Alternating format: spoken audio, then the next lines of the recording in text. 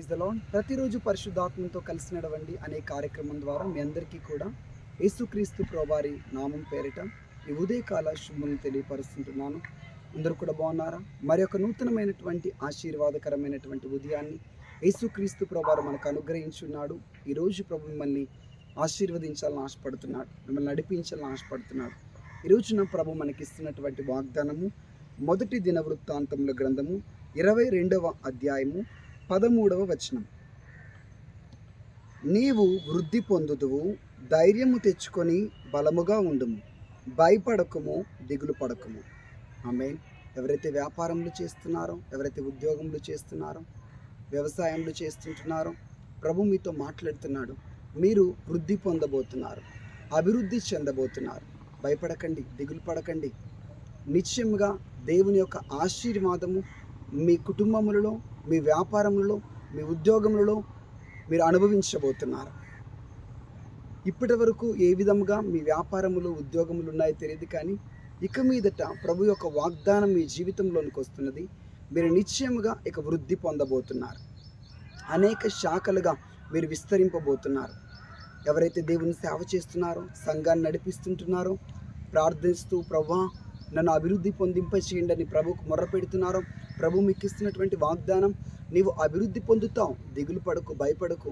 ఇప్పుడు తక్కువ స్థితిలో ఉన్నావేమో, ఇప్పుడు అణగార్చబడినటువంటి స్థితిలో ఉన్నావేమో, ఇప్పుడు కొద్దిగా ఉన్నావేమో, నువ్వు తుదకు మహాభివృద్ధిలోనికి రాబోతున్నావు.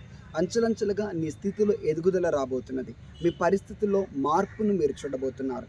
ఇది ఎప్పుడు జరుగుతుంది అంటే, మనం దేవుని మాట ప్రకారము, ఆయన కట్టడల ప్రకారము మనం ఎప్పుడైతే జాగ్రత్తగా అనుసరిస్తూ ఉంటామో, ఆయన వాక్యానుసారంగా జీవిస్తూ ఉంటామో, అప్పుడు మనం వృద్ధి పొందుతాం. దేవుడు లంచములు తీసుకోవద్దు అని చెప్తున్నాడు, వడ్డీ వ్యాపారం చేయొద్దు అని చెప్తున్నాడు, దొంగ త్రాసును ఉపయోగించొద్దు అని చెప్తున్నాడు, ఎదుటివారు దానిని దురాశతో లాక్కోవద్దు అని చెప్తున్నాడు.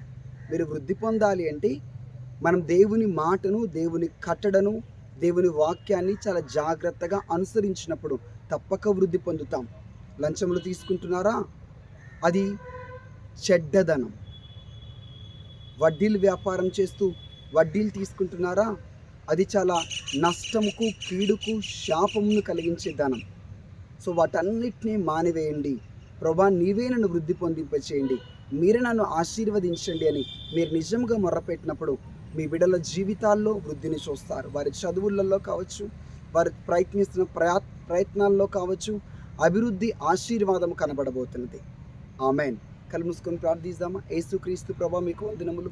మీ బిడ్డలు ఎంతమంది అయితే ప్రభు ఈ మాటలు విని ఉన్నారో, అయ్యా వారి వృద్ధి పొందినట్లుగా మేము మా హృదయపూర్వకంగా నీ మాటలను, నీ వాక్యమును వెంబడించుటకు, అనుసరించుటకు కృప చూపి సహాయం చేయమని ప్రార్థిస్తుంటున్నాను. ఇప్పుడు ఎలాంటి పరిస్థితిలో ఉన్నారో నువ్వు వారిని చూస్తున్నావు. వారి యొక్క కరువు, లేమి, కొరత, తక్కువ స్థితి, భయం, కలవరం అన్నీ కూడా తొలగిపోవునుగాక. నీవు నిశ్చయముగా అభివృద్ధి పొందుదువు, భయపడాల్సిన అవసరం లేదు అని మీరు ఇస్తున్నటువంటి ధైర్యమును బట్టి స్తోత్రములు ప్రభా. అయ్యా వారి చేతి పనులను ఆశీర్వదించండి. వారు చేస్తున్న చిన్న చిన్న అయ్యా కిరాణా కొట్టు కావచ్చు, ఏదైతే వాళ్ళు వ్యాపారం చేస్తున్నారో, బిజినెస్ చేస్తున్నారో, దాంట్లో అభివృద్ధి కలుగును గాక. రియల్ ఎస్టేట్ చేస్తున్న వాళ్ళు అభివృద్ధి కలుగును గాక. నిశ్చయంగా, న్యాయంగా నీ మాటను పట్టుకొని వాక్యానుసారంగా నీ బిడ్డలు జీవిస్తుండగా వారికి అభివృద్ధిని, ఆశీర్వాదమును కలగచేసి దీవించమని యేసుక్రీస్తు నామములో ప్రార్థిస్తున్నాను. ఈ దినమంతా కూడా నీ బిడ్డలు చేస్తున్న ప్రయత్నాల్లో విజయమునివ్వండి, క్షేమమును, కాపుదలనివ్వండి. వారి ప్రయాణాలలో కూడా మీ భద్రతను అనుగ్రహించి దీవించమని యేసుక్రీస్తు నామములో అడిగి ప్రార్థిస్తుంటున్నాం తండ్రి. ఆమేన్. Thank you. Praise the lord. మీరు చేస్తున్న వ్యాపారములు, మీరు చేసిన ఉద్యోగములు న్యాయబద్ధంగా, వాక్యానుసారంగా దేవునికి భయభక్తులు కలిగి చేయండి. దురాశతో కాదు, కీడు ఎదుటివారికి నష్టమును, కీడు కలిగించే విధంగా కాదు, ఎదుటివారికి మేలుకరంగా, వాక్యానుసారంగా చేయండి. తప్పక మీరు దీవించబడి వృద్ధిలోనికి రాబోతున్నారు. God bless you.